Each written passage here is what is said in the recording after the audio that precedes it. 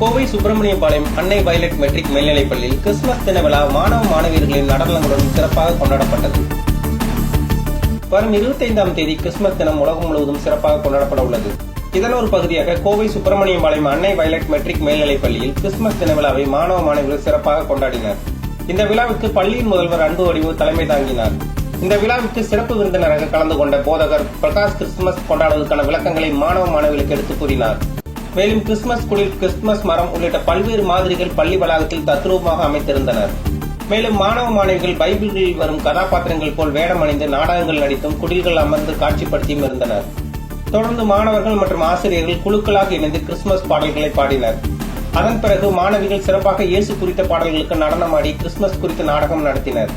இந்த விழாவில் மற்றும் ஒரு சிறப்பாக துளிர் சிறப்பு பள்ளியில் இருந்து 100க்கும் மேற்பட்ட குழந்தைகள் கலந்து கொண்டு கிறிஸ்துமஸ் விழாவை ரசித்தனர்.